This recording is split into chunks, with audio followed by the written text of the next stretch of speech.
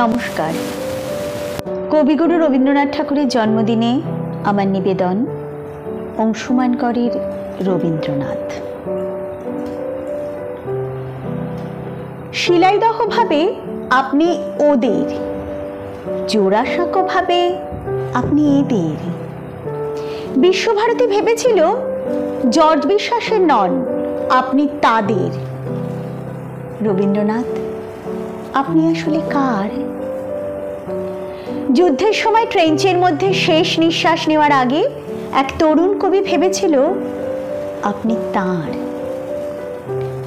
বক্তৃতার মাঝে আপনি যখন হঠাৎ মাথা উঁচু করে দাঁড়ান, এক মুহূর্তের জন্য হলেও মন্ত্রী ভাবেন আপনি তাঁর। আর নতুন বৌঠান কি কোনোদিন ভেবেছিল আপনি তাঁর? আর রানু? রবীন্দ্রনাথ, আপনি যে ঠিক কার সে প্রশ্নের উত্তর বাঙালি আজ পায়নি। দাদামশাই ভাবেন আপনি গোড়ার রচয়িতা, আপনি তাঁর। বাবা ভাবেন আপনি বানিয়েছেন শ্রীনিকেতন, আপনি তাঁর। মা ভাবেন আপনার সুরেই বেজে উঠেছে ও হৃদয় বীণা, আপনি তাঁর।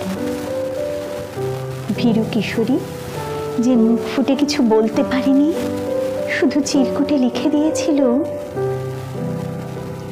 হাতখানি ওই বাড়িয়ে আনো, দাও গো আমার হাতে, ধরবো তারে ভরবো তারে, রাখবো তারে সাথে। একলা পথে চলা আমার করবো রমণীয়, মাঝে মাঝে প্রাণী তোমার পরশ খানি দিও। সে মনে করেছিল আপনি তার। আর কফি হাউসে টেবিল চাপড়ে রাগী তরুণ ঘোষণা করে আপনি আসলে মাত্রাবৃত্তের। যতজন বাঙালি ততজন রবীন্দ্রনাথ।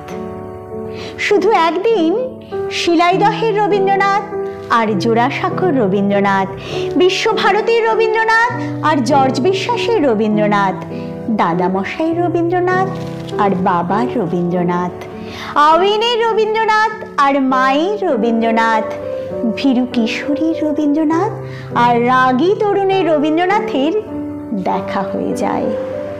সেই দিন 25শে বৈশাখ। নমস্কার।